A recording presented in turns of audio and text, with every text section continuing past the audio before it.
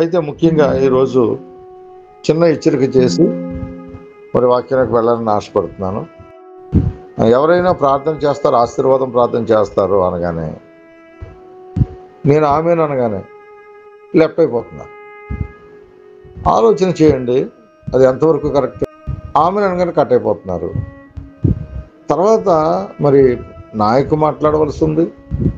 నాయకు మళ్ళీ ఎవరొకరు పాస్టర్, యాదగిరి గారు ఉంటే యాదగిరి గారికి ఇస్తారు, కానీ లేకపోతే మీలోనే ఎవరికొకరికి ఇస్తూ ఉంటారు ఆయన ప్రార్థన.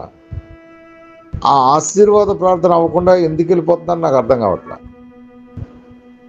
నాకు తెలిసి బైబిల్ ఏమైనా సెలవిస్తుందంటే, పరిశుద్ధాత్ముడు పరిశుద్ధుడైన పౌలు ద్వారా ఆ యొక్క అపోస్తలుడైన పౌలు ద్వారా ఒక గొప్ప విషయం తెలియపరుస్తాడు కొరింథీ సంఘానికి. ఇక్కడ కూడా శాఖోపశాఖలుగా నేను అపోల్లో వాడిని, నేను పౌలు వాడిని, నేను ఆడిని, నేను ఏంటి అని చెప్పుకుంటూ ఉంటే పౌలు ఏమంటాడంటే, నాయనలారా నేను మొక్క నాటాను, వేరేవాడు నీరు పోసాడు. ఇక్కడ మొక్క నాటినోడు గొప్ప విషయం కాదు, నీరు పోసినోడు గొప్ప విషయం కాదు, వృద్ధిపరిచేవాడు ఒకడు ఉన్నాడు, ఆయన పైన ఉన్నాడు అని చెప్తాడు. ఎవరు ఎంత ప్రయాసపడినా అది గాలికే. మరి నీరు పోయొద్దా? ఇత్తనం నేను వేసాను, నీరు పోయొద్దా? మరి నీరు పోయకపోతే అది ఫలిస్తుందా? సరే, ఎవరొకరు నీరు పోసారు, చివరిలో ఆశీర్వాదం ఇస్తారు. ఈ ఆశీర్వాదం ఎవరిది? సర్వసృష్టికర్త అయిన దేవునిది. మరి అది మీ మీద ఉండొద్దా? ఆశీర్వాదం మీకు వద్దా? నేను వాక్యం చెప్పాను, అబ్రహాం గారు ప్రార్థన చేశారు. మరి చివరిలో దేవుడు ఆశీర్వదించొద్దా? ఆయనే కదా వృద్ధిపరిచేది. నాలో ఏముంది, అబ్రహాం గారిలో ఏముంది? మనందరిలో త్రియేక దేవుడే కదా ఉన్నాడు. కాబట్టి గమనించండి, సమయాల కోసం వెళ్ళిపోతే నేనేం చేయలేను, కానీ వాక్యం అయిపోయిందని మాత్రం వెళ్ళిపోకండి. వాక్యం అయిపోయిందని వెళ్ళిపోతే ఎలాగా? వాక్యం తర్వాత విశ్లేషణ అయినా రెండు మాటలు, చక్కని మాటలు ఎవరైనా చెప్పచ్చు, మీరైనా చెప్పచ్చు. ఒక సత్యాన్ని అయితే చెప్పాలి కదా. నేను విత్తనం వేశాను నేను, మరి అబ్రహాం గారు నీరు పోస్తారు, దాన్ని వృద్ధిపరిచే దేవుడు. మరి దేవుని యొక్క ఆశీస్సులు మీకు వద్దా? అప్పుడు విత్తనం ఏమవుతుంది? ఫలించదు. జ్ఞాని అయిన సొలొమోను ద్వారా ఎన్నోసార్లు మనకు అనేక మాటల ద్వారా హెచ్చరించాడు. అన్నిటికంటే చాలా చక్కని మాట ఒకటి ఉంటుంది. ఆ మాట నేనే చదువుతాను. ప్రసంగి గ్రంథము 5వ అధ్యాయము ప్రారంభం వచ్చి నుంచి నేను చదువుతాను, జాగ్రత్తగా ఆలకించాలి. నీవు అంటే ఇండివిజువల్గా ఒక్కొక్కరి కోసం మాట్లాడుతున్నాడు. నీవు దేవుని మందిరమునకు పోవున్నప్పుడు నీ ప్రవర్తన జాగ్రత్తగా చూసుకొనుము. బుద్ధిహీనులు అర్పించినట్లు బలి అర్పించుట కంటే సమీపించి ఆలకించుట శ్రేష్టము. ఇది చాలా శ్రేష్టమైన పని. మరి ఆలకిస్తున్నారు, మరి ఆశీర్వాదం దాకా ఉండట్లేదు. వాళ్ళు ఏదైనా ఎమర్జెన్సీ ఉంటే మంచిదే, కాదని అనట్లా. ఒకవేళ వాక్యం అయిపోయింది కదా వెళ్ళిపోవడమే బెస్ట్ అని అనుకుంటారేమో. అందుకని ఒకవేళ పరిశుద్ధాత్మ దేవుడు నా నాయత్తపరిచి మాట్లాడిస్తున్నాడేమో. కాబట్టి జాగ్రత్తగా ఆలోచించండి. ఆలోచించి ప్రతి ఒక్కరూ ఆశీర్వాదం అయిన తర్వాత ఒకరినొకరు, ఇది ఖచ్చితంగా మరి మనకు మన కుటుంబాలకు దీవెనకరంగా ఉంటుంది. కాబట్టి విషయాలన్నీ జ్ఞాపకం చేసుకోనండి. ఒకవేళ మీకు ఏదైనా ఈ మాటల్లో బాధ కలిగిందనుకో ఏం పర్వాలేదు, ఎందుకంటే ఇది సత్యము. మరి సత్యములో నడవాలనుకున్నప్పుడు కొన్ని ఇబ్బందులు ఉంటాయి. ఎందుకంటే లోకము ఆ చేష్టలు, ఆ లోకపు స్థితి ఎప్పుడు కూడా మనల్ని గాయపరిచేదిగా ఉంటుంది. కాబట్టి ఖచ్చితంగా మనము దేవుని ఎదుట వీటన్నిటిని మనం ఓర్చుకుని మరి వాక్యం కొరకు కొంత ప్రయాసపడవలసిన వారుగా ఉన్నాం. మరి జాగ్రత్తగా మనం ముందుకు కొనసాగుతాం. ఎందుకంటే మాట్లాడడం విషయంలో మరి యాకోబు అంటాడు, మాట్లాడడానికి నిదానించుడి, వినుటకు వేగురుపడుడి అంటారు. చక్కగా వేగురుపడి వస్తున్నారు, జాగ్రత్తగా ఆలకిస్తున్నారు, ఇవన్నీ బాగా చేస్తున్నారు. ఆ చివరిలో ఆశీర్వాదం అవ్వకుండా వెళ్ళిపోతున్నారు. అది నాకు కొంత బాధ కలిగింది. కాబట్టి ఈ విషయాలు గుర్తుపెట్టుకోండి. మరి ఖచ్చితంగా ఈ రోజు నుంచే ప్రతి ఒక్కరూ ఆశీర్వాదం అయిన తర్వాత ఒకరినొకరు పలకరించుకుని మనం లెఫ్ట్ అవుదాం. ఎందుకంటే ఆయన సన్నిధికి వెళ్ళినప్పుడు ఇదిగో మరి బుద్ధిహీనులు అర్పించినట్లుగా బలి అర్పించి మనం ఉండటం కంటే శ్రేష్టంగా మరి ఆయన సమీపించి ఆయన మాట వినటం శ్రేష్టం అని చెప్పి వాక్యం సెలవిచ్చినట్లుగా మరి ఆయన మాటకు లోబడదాం. ఆయన యొక్క బ్లెస్సింగ్ని మనం నిశ్చయంగా పొందుకుందాము గాక. మంచిది. మరి ఈరోజు సహోదరుడు అనే విషయాన్ని నిన్నటి దినాన్ని మనం మాట్లాడుకున్నాం. ఈరోజు కూడా అదే విషయాన్ని తేటతెల్లంగా మనం జాగ్రత్తగా నేర్చుకోవడానికి ప్రయత్నం పడదాం. అయితే ప్రారంభ వాక్యము లేదా మరి ధ్యాన వాక్యము కీర్తనాకారుడైన దావీదు ద్వారా 49వ కీర్తన 7వ చరణం. అసలు సంఘం ఎందుకు దేవుని మీద వ్యతిరేకతతో ఉందన్న విషయాన్ని మనం ఇక్కడే మనం జ్ఞాపకం చేసుకోవాలి. 7వ చరణాన్ని నేను జాగ్రత్త చదువుతున్నాను. కీర్తనాకారుడైన దావీదు ద్వారా 49వ కీర్తన 7వ చరణం. ఎవడును ఏ విధము చేతనైనను తన సహోదరుని విమోచించలేడు అనేది ఈరోజు సబ్జెక్ట్. ఇక ఎవడు కూడా ఈ లోకంలో ఏ సహోదరుడు కూడా తన సహోదరుని రక్షించలేడు. రక్షకుడు ఒకడే, ఆయనే వాక్యమైన దేవుడు. ఆయన ఈ లోకానికి మనందరినీ రక్షించడానికి, తండ్రి అభిష్టాన్ని నెరవేర్చడానికి, తండ్రి యొక్క కోరికను తీర్చడానికి, తండ్రి యొక్క చిత్తాన్ని జరిగించడానికి తనకు తానుగానే, ఎవరో బలవంతంగా పంపలేదు, తనకు తానుగానే మరి తండ్రి యొక్క ఉద్దేశాన్ని నెరవేరుస్తూ బలి అర్పణగా తను తాను అర్పించుకోవాలని ఆయన లోకానికి వచ్చారు. అదే విషయాన్ని తెలియపరుస్తాడు. ఆ రోమా సామ్రాజ్యంలో మరి రోమా సామ్రాజ్యానికి గవర్నర్గా ఆనాడు వెలుగొందుతున్న పొంతు పిలాతు యొద్ద మరి యేసుక్రీస్తు ప్రభువారిని నిలవబెట్టినప్పుడు ఆయన మరి ఆ రోజు ప్రపంచ చక్రవర్తి మరి దగ్గర ఆయన గవర్నర్ కాబట్టి ఆయన చాలా అహంకారంతో, చాలా అధికారంతో మాట్లాడతాడు. ఆయన ఏమంటాడంటే, నువ్వు నోరు విప్పి మాట్లాడవయ్యా, నువ్వు మాట్లాడితే నాకు నిన్ను విడిపించే శక్తి నాకుంది, అధికారం నాకుంది అని చెప్పి ఆయన ప్రకటిస్తాడు. ప్రకటిస్తే ప్రభు ఏమంటాడు, ఇదిగో నా ప్రాణం పెట్టుటకు, నా ప్రాణం తీయుటకు, ఇదిగో అది నా చిత్తం నా చేతిలో ఉంది. అలాగే నీకు అధికారం, నీకు ఇచ్చే అధికారం, నీకున్న అధికారం నా తండ్రి చేత నీకు ఇవ్వబడిందే.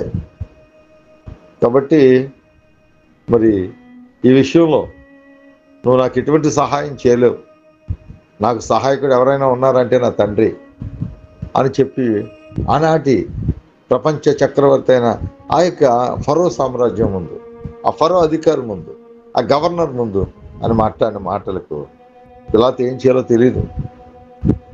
ఆయన చేతులు కడుక్కుంటాడు. ప్రియమైన దేవుని పిల్లలారా, దేవుడు ఎటువంటి ప్రేమను వ్యక్తపరుస్తున్నాడు మన పట్ల. తండ్రి ప్రేమను గైకొన్న తన కుమారుడైన యేసుక్రీస్తు ప్రభువు నిన్ను నన్ను రక్షించడానికి తనకు తానుగా తన ప్రాణమును పెట్టడానికి ఆయన సిద్ధపడి వచ్చి మనకు ఈ రక్షణ అందించారు. కాబట్టి అపవాది యొక్క తంత్రం ఏంటంటే, ఈ సహోదరుని ఉండకూడదు, ఈ సహోదరుణ్ణి మొదటగా అంతం చేసేస్తే ఇక మాకు ఎటువంటి ఇబ్బంది ఉండదు అన్నట్లుగా అపవాది యొక్క తంత్రం ఇది. అందుకే మొట్టమొదటి ప్రథమ ఫలమైన కయ్యను ప్రేరేపించి ఏబేలుని చంపడానికి కారణమైంది. అలాగే ఆది కాండంలోనే 27వ అధ్యాయానికి వెళ్ళేసరికి అక్కడ కూడా యాకోబు కుమారులైన 12 మందిలో చివరివాడైన యోసేపును కూడా మరి తృణీకరించినట్లుగా మనం చూస్తాం. అలాగే యాకోబు విషయంలో యోసేపు యొక్క జ్యేష్ఠత్వాన్ని దొంగిలించినట్టుగా మనం చూస్తున్నాం. ఈ రీతిగా సహోదరుల మధ్య ఐక్యత లేదు. ఆదికాండం 27:30 చదువుతున్నాను. అతడు నీ సహోదరుడు కపటోపాయముతోనూ వచ్చి నీకు రావలసిన దీవెన తీసుకుని వెళ్ళిపోయాను. కపటోపాయం ఆలోచన. తల్లి చెప్పింది. తల్లి చెప్పినట్లుగా తండ్రికి ఆహార పదార్థాలన్నీ సమకూర్చి తండ్రిని సంతృప్తిపరిచి తండ్రి చేత దీవెన పొందుకోవడానికి ఆ బలి ఇచ్చిన మేక యొక్క చర్మాన్ని అతని చేతులకి చుట్టుకుని మెడ మీద చుట్టుకుని తండ్రి చేత ఆ యొక్క దీవెనను పొందుకున్నట్లుగా మనం చూస్తాం. సహోదరుడు మధ్య ఐక్యత ఎక్కడుంది? అలాగే అదే ఆదికాండము 37వ అధ్యాయంలో మరి యోసేపు కోసం కూడా మాట్లాడతారు. 18వ వచనం చదువుతున్నారు. అతడు దగ్గరకు రాకమునుపు వారు దూరము నుండి అతనిని చూచి అతన్ని చంపుటకు దురాలోచన చేసిరి. ఎవరండి? అన్నదమ్ములే, సహోదరులు. ఎటువంటి స్థితి కలిగి ఉంది? ఈరోజు కూడా ఆ స్థితి ఇంకా ఘోరంగా ఉంది. ఆ స్థితి ఇంకా ఘోరంగా. ఎవరి వల్ల ఇదంటే, ఇదిగో దేవుని చేత తృణీకరింపబడిన వాడు, దేవుని చేత గెంటి వేయబడిన వాడు, ఆ దుష్టుని యొక్క ప్రభావము లోకమంతా దుష్టుని యందు ఉన్నది అని పరిశుద్ధాత్మ దేవుడే సాక్ష్యం ఇస్తుంది. ఈ దుష్టుని యొక్క ప్రభావము ఈ కన్నదమ్ముల మధ్య కలహము, కార్పణ్యం, ద్వేషము, ఇలా రకరకాల యొక్క ఆ కుతంత్రాలు ఇవన్నీ కూడా పెంపొందించి దేవునికి దూరస్తునిగా చేస్తా ఉన్నారు. అపోదిక తంత్రం ఎలా ఉంటుంది అంటే, దేవుని ప్రణాళికలో కుమారుడు ఈ లోకానికి వస్తున్నాడంటే వాడి యొక్క పవిత్రతను పాడు చేయాలనుకుంటాడు. వాడిని ఈ లోకంలో ఉంచకూడదు అనుకుంటాడు. ఈ లోకంలో ఏదో రకంగా వాడిని చంపేయాలి అనుకుంటాడు. ఇదే ఆలోచన అపవాది. ఎందుకంటే దేవుని ప్రణాళిక ఒక్కొక్క బిడ్డ మీద ఒక్కొక్క రకంగా ఉంది. సంసోను గురించి చూద్దాం. సంసోను యొక్క స్థితి మనం చూసినప్పుడు దేవుడు ఇజ్రాయేలు ప్రజలకు రక్షకుడిగా ఈ లోకాన్ని పంపించాడు. ఫిలిస్తీయులకు వ్యతిరేకంగా చాలా దేహదారుఢ్యం కలిగి చాలా బలమైన వ్యక్తిగా దేవుని హస్తము తోడుగా ఉండి బలీయమైన కార్యాలు చేస్తూ ఫిలిస్తీన్ల నుంచి ఆ యొక్క ఇజ్రాయిల్ను రక్షించడానికి రక్షకుడిగా ఈ లోకానికి పంపిస్తే అపవాది యొక్క తంత్రం చూశారు కదా. ఈ రకంగా దేవుడు ఆ ఇజ్రాయేలు ప్రజల్ని విడిపించడానికి మోషేని ఎన్నుకున్నప్పుడు అపవాది ఆ విషయాలు ముందుగానే వాడికి తెలుసు. దేవుని ప్రణాళిక యావత్తు కూడా వాడికి తెలుసు. కాబట్టి ఈ మోషే అనేవాడిని బ్రతకనివ్వకూడదని చెప్పి ఈ మోషే కంటే ముందే ఫరో యొక్క హృదయాన్ని కఠినపరిచి ఏ రీతిగా జరిగిస్తున్నాడో మనం నిర్గమకాండంలో చూడగలుగుతాం. నిర్గమకాండము 1వ అధ్యాయము నేనే చదువుతాను, జాగ్రత్తగా ఆలోచించాను.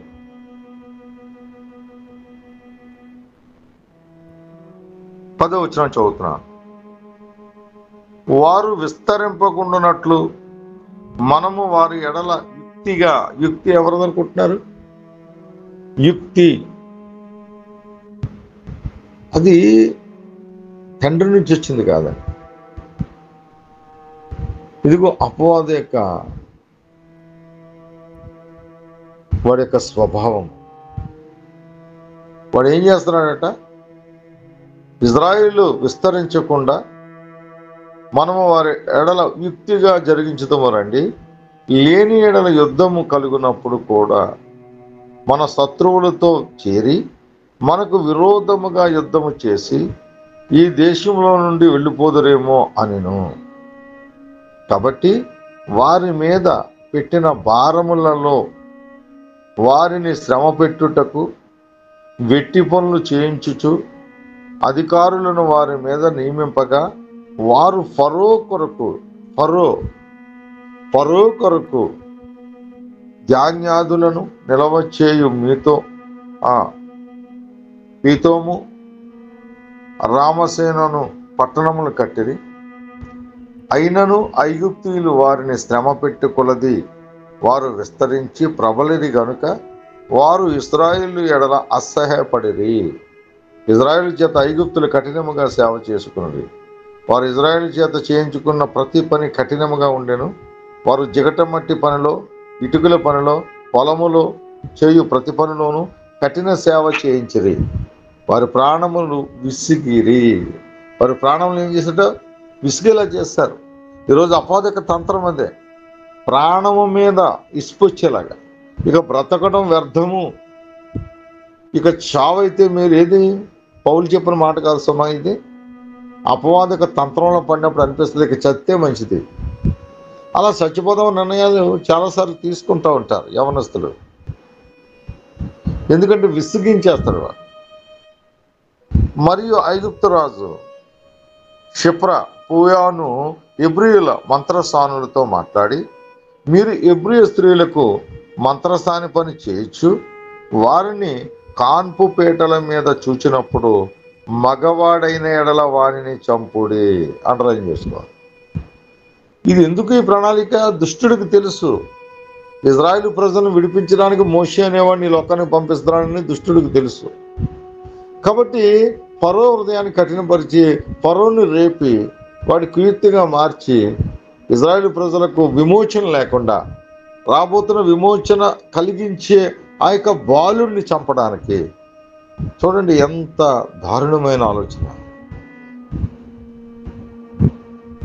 ఎవడు ఈ లోకంలో ఏ సహోదరుడు కూడా ఒకరిని విమోచించలేడు.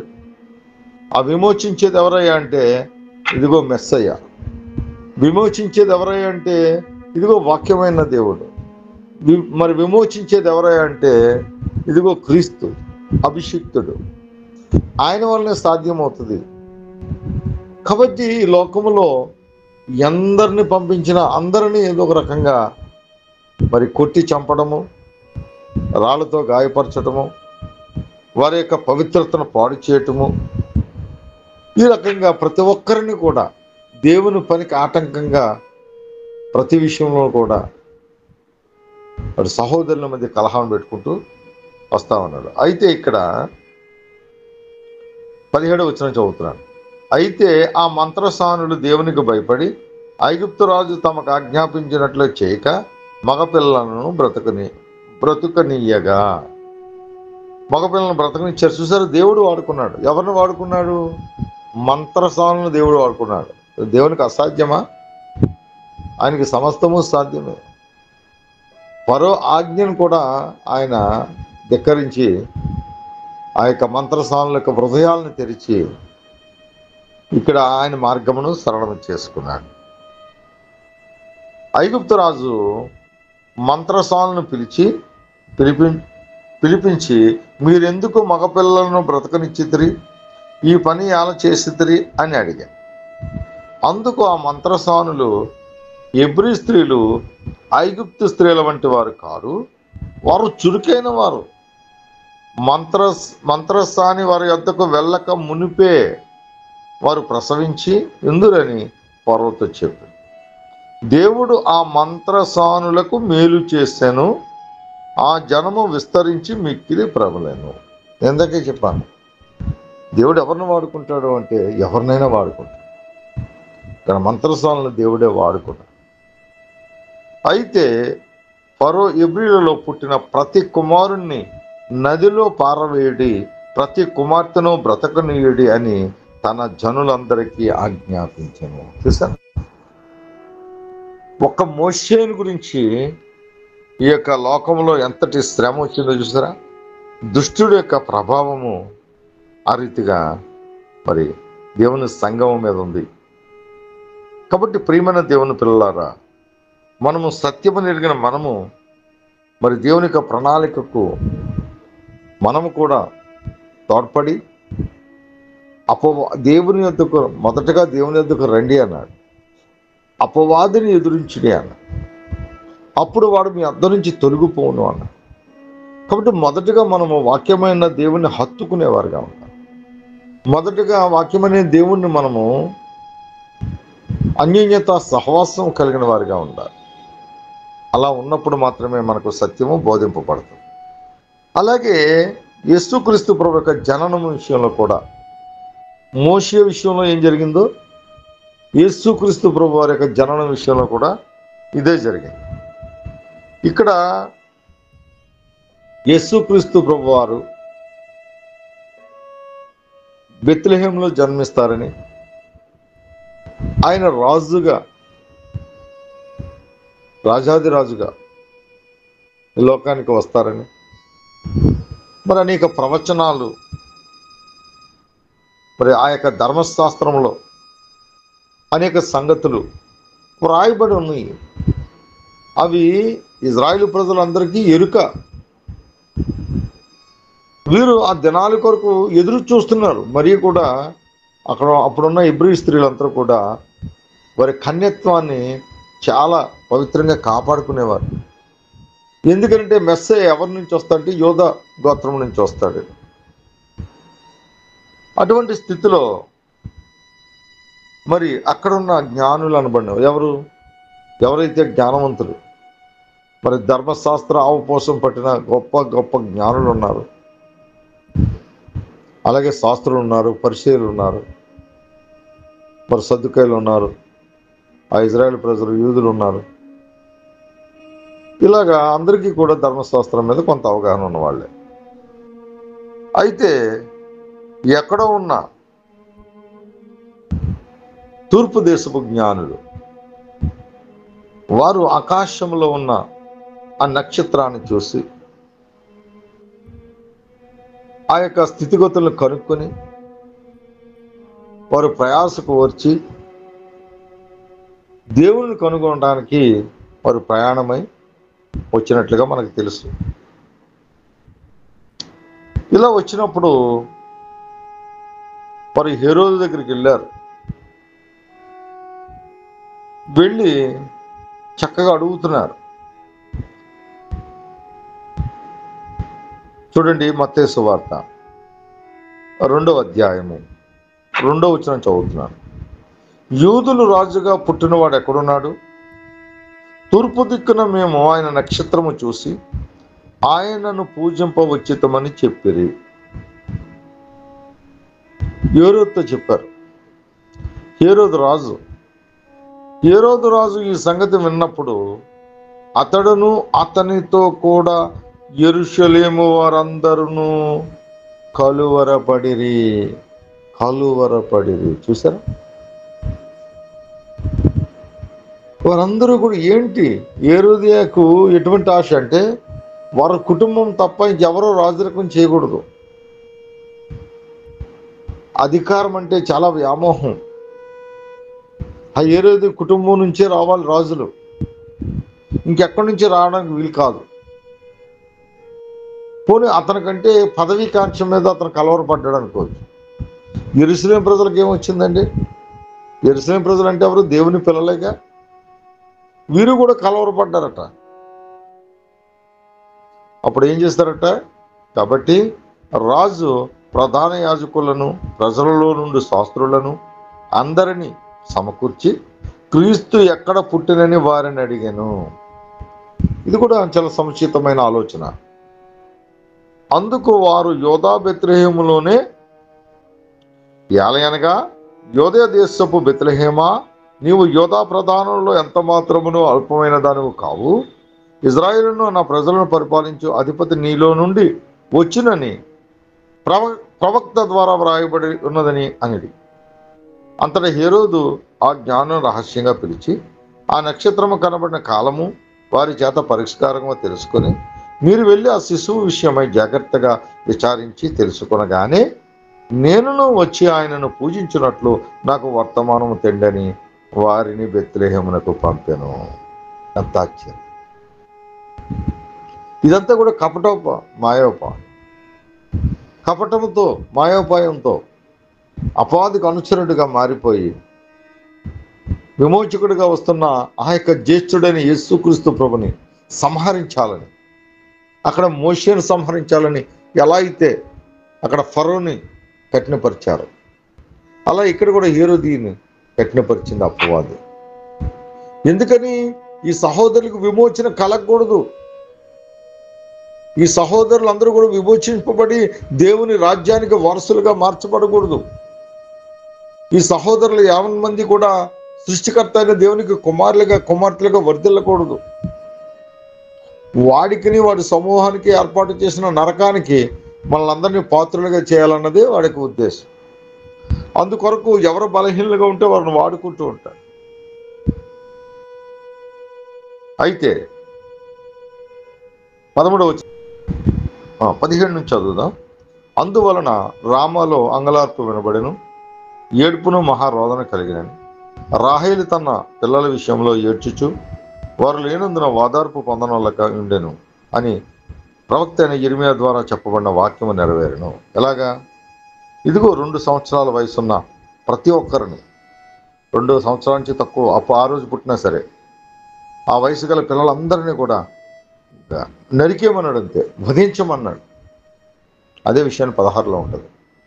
ఆ జ్ఞానులు తన అపహసించిరని హేరోదు గ్రహించి బహు ఆగ్రహము తెచ్చుకుని తాను జ్ఞానుల వలన వివరముగా తెలుసుకొనిన కాలమును బట్టి బెత్లెహేములో దాని సకల ప్రాంతములలోనూ 2 సంవత్సరములు మొదలుకొని తక్కువ వయసు గల మగపిల్లలందరినీ వధించాను.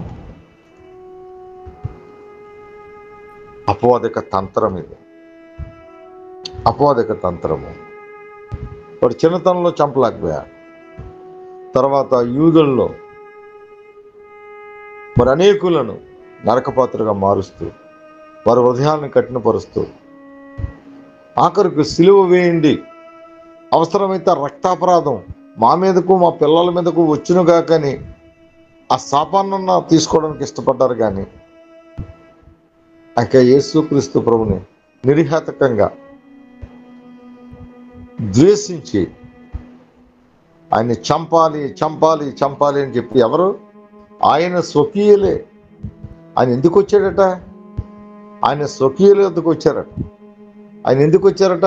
నశించిపోతున్న ఇజ్రాయేలు ప్రజల యొద్దకే కానీ నేను మరి ఎవరి కొరకు రాలేదని స్టేట్మెంట్ ఇచ్చిన గొప్ప దేవుడు. అటువంటి దేవుణ్ణి కూడా అర్థం చేసుకోలేకపోయారు. ఎందుకని? సహోదరుల మధ్య కలహం. అబ్రహాముకి లోతుకి కలహం రాలేదు. నిజానికి అబ్రహాము యొక్క పశువుల కాపర్లకి లోతు యొక్క పశువుల కాపర్లకి కలహం వచ్చింది. వారు సహోదరులేగా. సహోదరుల మధ్య కలహం ఎవరిని కూడా ఐక్యతతో ఉంచడు అపవాది. ప్రతి ఒక్కరిని కూడా గలిబిలి చేస్తూ ఉంటాడు. ప్రతి ఒక్కరిని కూడా నరకపాత్రులుగా మార్చడానికి వాడు ఎవరు బలహీనంగా ఉంటారో వారిని వాడుకుంటూ ఉంటాడు. ఈ రకంగా సమాజం మారిపోతూ ఉంది. ఆ సమాజాన్ని బట్టి ఇర్మియా భక్తుడు కూడా ఈ రీతిగా మాట్లాడతాడు. ఇర్మియా గ్రంథము 9వ అధ్యాయము జాగ్రత్తగా అందరూ కూడా హృదయాల్లో ముద్రించుకోండి. ఇర్మియా గ్రంథము 9వ అధ్యాయము 4వ వచనం చదువుతున్నాను. మీలో ప్రతివాడును తన పొరుగువాని విషయమై జాగ్రత్తగా నుండవలెను. ఏ రోజు చెప్పారండి బాబు? ఈరోజు జరుగుతుంది. ఈరోజు పరిస్థితి ఎలా ఉంది? కానీ ఏ రోజు చెప్పారు? ఇర్మియా ద్వారా చెప్పింపబడిన మాటలండి ఇవి. మీలో ప్రతివాడును తన పొరుగువాని విషయమై జాగ్రత్తగా ఉండవలెను. ఏ సహోదరుని నైనను నమ్మకుడి. నిజముగా ప్రతి సహోదరుడును తంత్రగొట్టై తన సహోదరుని కొంప ముంచును. చూస్తారా? ఇదంతా కూడా ఎందుకు జరుగుతుంది, ఎవరి ద్వారా జరుగుతుంది అనేది వివేచించాలి. ఇదంతా కూడా అపవాది యొక్క తంత్రము. తంత్రగొట్టు ఎవరడు? అపవాది, దుష్టుడు, సాతాను, ఘటసర్పము. కాబట్టి ఒకటి కాదు వాడికి పేర్లు. వాడు ఎంతసేపు కూడా మన యొక్క ఐక్యతను పాడు చేస్తాయి. ఈరోజు అనుకుంటున్నారా మీరు సార్వత్రిక సంఘం అని? మరి చాలా సంకలు గుద్దుకుంటూ ఉంటారు. కానీ ఎక్కడ ఐక్యత ఉంది చెప్పండి? ఈ డినామినేషన్ అంటే ఆ డినామినేషన్ పడదు, ఈ సంఘం అంటే ఆ సంఘానికి పడదు, ఆ సంఘము ఈ సంఘానికి వందనాలు చెప్పుకోదు. వాక్యమే సెలవిస్తుంది, తండ్రైన దేవుడు ఒక్కడే, విశ్వాసము ఒక్కటే, బాప్తిసము ఒక్కటే. ఎక్కడుంది ఐక్యత? సహోదరుల మధ్య గలిబిలి. ఎవరు వీళ్ళు? సంఘేతరులు కాదు, మళ్ళీ లోకంలో వారి కోసం కాదు మనం మాట్లాడుకునేది. మొదటిగా మనల్ని మనం సరి చేసుకోవడానికే వాక్యం. మనలో ఐక్యత లేదు. మరలా అందరము ఒకటే బైబిల్. మరి బైబిల్ అనుకోకపోతే పరిశుద్ధ గ్రంథం. అందరం ఒకటే పరిశుద్ధ గ్రంథం పట్టుకుంటాం. మా విశ్వాసం మాదండి, మా నమ్మకాలు మావండి, మా అయ్యగారి దగ్గరకు ఎన్నాళ్ళ నుంచో వెళ్తున్నామండి. ఇలాగా ఏదో ఒక మాటల్లో, కానీ వాక్యం ఏం సెలవిస్తుంది అని సూటిగా చెప్తా ఉన్నారు. ఆయన చెప్పినది చెయ్యకపోవడమే ఆజ్ఞాతిక్రమణ, చెప్పనది చేసిన ఆజ్ఞాతిక్రమణ. ఇప్పుడు సంఘం అంతా కూడా ఏం చేస్తుందంటే చెప్పేది చేయట్లేదు, చెప్పడం ఎన్నో సంఘంలో తీసుకొచ్చారు. దేవుడు ఎలా బ్రతకమన్నాడు, ఎలా జీవించమన్నాడు, ఎలా లోకాన్ని జయించమన్నాడు చెప్పడమే కాదు, ఆయన 3.5 సంవత్సరాలు మాదిరి చూపించారు. ఆయన జయించారండి. ఆయన ఈ లోకాన్ని జయించారు. జయించడమే కాదు, ఆయన మాదిరి చూపించి, మాదిరి ఉంచి, నేనే మార్గమును, సత్యమును, జీవమును, నేనే అయి ఉన్నాను, నా ద్వారానే తప్ప నా తండ్రి యొద్దకు ఎవడును రాడు అన్నారు. ఎందుకండి? ఆయన జ్యేష్ఠుడు,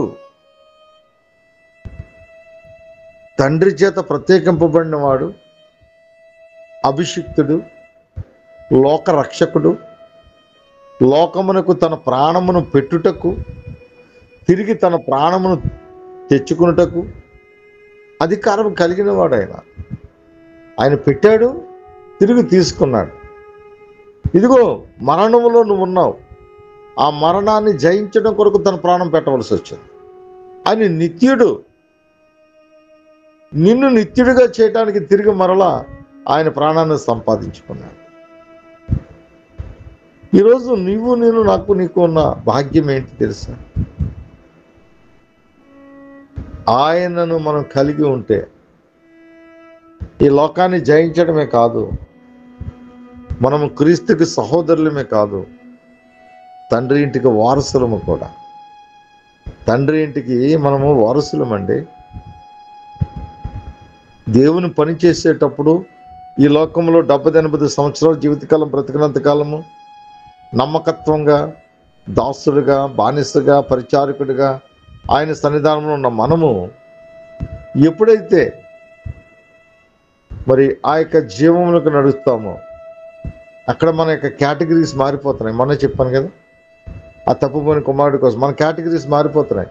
ప్రశస్తమైన వస్త్రము, అధికారము కలిగిన ఉంగరము, సమాధాన సవాత కలిగిన పాదములకు చెప్పులు, సమస్తాన్ని ఇచ్చి నిన్ను ఇంటికి వారసుడిగా, ఆ సామ్రాజ్యానికి వారసుడిగా మలుచుకుంటున్నాడు. అందువల్లనే ఆయన ఈ లోకానికి వచ్చారు. ఈ అపవాది ఆయన్ని చంపేస్తే ఇక ఏమీ లేదనుకుంది. కానీ ఈ లోకంలో నీకు నాకు కూడా ఏం తెలియదు. తల్లి గర్భం నుంచి ఉద్భవింపబడి కళ్ళు తెరిచినప్పుడు ఈ లోకం ఉందని తెలుసుకున్నాం. మరలా ఈ లోకంలో బ్రతికినంతకాలం బ్రతికి కనుమూసిన తర్వాత మరలా ఒక లోకంలో కళ్ళు తెరవలసిన వారిగా ఉంటాం. ఇదిగో అప్పుడు వరకు మనకు మరో లోకం ఉందన్న విషయం మనకి తెలియదు. కానీ వీటన్నిటినీ తేటపరిచి దేవుడు ఉన్నట్లుగా ప్రతి వాస్తవిక సంగతులను పరిశుద్ధాత్మ అభిషేకం ద్వారా, అనేక మంది ప్రవక్తల ద్వారా, అనేక మంది న్యాయాధిపతుల ద్వారా, రాజుల ద్వారా, ప్రవక్తల ద్వారా, పరిశుద్ధుల ద్వారా, పామర్ల ద్వారా 66 గ్రంథాలు రచింపజేసి దాన్ని జీవపు గ్రంథముగా, పరిశుద్ధ గ్రంథముగా మలిచి పరిపూర్ణమైన సంపూర్ణమైన వాక్యముగా ఆయన మనకు అందించారు. నా ప్రియమైన దేవుని పిల్లలారా, ఆయన మాత్రమే మనల్ని విమోచించే దేవుడు. అటువంటి దేవుణ్ణి, అటువంటి సహోదరుణ్ణి యోధా గారు ఈరోజంటే నేను దాసుడిని ఒప్పుకుంటున్నాడు. కానీ బ్రతికి ఉన్నప్పుడు అన్నదమ్ములందరూ కలిసి, ఇంటి వారందరూ కలిసి ప్రభుని ఏ విధంగా తృణీకరించారో ఆ రేపటి పాఠంలో నేర్చుకుందాం. ఈరోజు మారు మనసు పొందాడు, ఈరోజు రూపాంతరము చెందాడు, ఈరోజు చాలా ఒబీడియన్స్గా ఉన్నాడు యోధా. కానీ ఒకప్పుడు చాలా వైలెంట్గా ఉన్నారు వాళ్ళు. ప్రభుని పాపి అన్నారు, ప్రభుని అసలు లెక్క చేయలేదు, ప్రభుని పిచ్చివాడు అన్నారు, ప్రభుని పొమ్మన్నారు, ఎన్నో ఇబ్బందులు పెట్టారు. అటువంటి విధానంలో ఉన్న ఆ యొక్క యోధా ఇక్కడికి వచ్చేసరికి ఆ రక్షణానందను బట్టి, ఆ పరిశుద్ధాత్మ అభిషేకాన్ని బట్టి ఆయన ఒబీడియన్స్ చేసి చూపిస్తున్నాడు. నా అన్నాన్ని కూడా అనలేకపోయాడు ఆయన, నా అన్నాన్ని కూడా పరిచయం చేసుకోలేక ఆయన ఎంత ఒబీడియన్స్గా ఉన్నాడంటే, యేసుక్రీస్తు ప్రభుకి నేను దాసుడును, యాకోబుకు నేను సహోదరుని అంటూ పరిచయం చేసుకున్నాడు. అయితే ఈ సహోదరుడైన మాట మరి రేపటి దినాన్ని కూడా మరి యేసుక్రీస్తు ప్రభుని సొంత వారు ఆయన స్వకీయులకు వచ్చినప్పుడు వారు ఎలా తృణీకరించారో ఆ విషయాలు రేపు లక్షవారంతో పరిపూర్ణం చేసుకుందాం. మహోన్నతుడా, మహాకృప కలిగిన తండ్రి, దయగలిగిన రాజా, నీకు అనలేని కృతజ్ఞత ఆస్తుతులు చెల్లిస్తున్నాను.